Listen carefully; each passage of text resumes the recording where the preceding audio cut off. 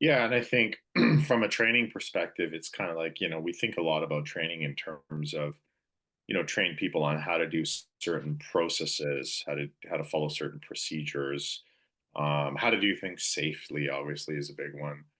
But a lot of it is sort of procedural knowledge that we're training people on. This is how you do your job. These are the steps you follow when you're doing this task. This is how you do it competently and safely. And I think that the idea of training, essentially, when you're talking about psychological safety, you're training how, in one respect, you're training how people are communicating with one another.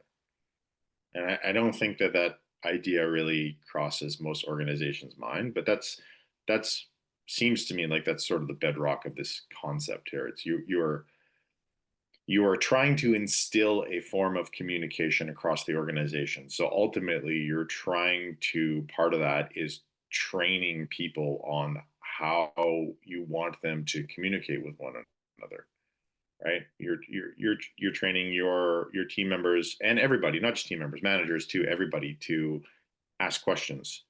You're training them to, that's part of communication. You're training them to give uh, constructive feedback in a gentle, empathetic way. You're training them not to fly off the handle or berate Mhm. somebody for a bad idea or put down an idea. You are, I mean, at the end of the day, you're trying to train a change in behavior, right? Because Yeah. most people have a way in which they communicate or don't communicate in the case of just keeping it to themselves instead of asking a question or admitting that they made a mistake.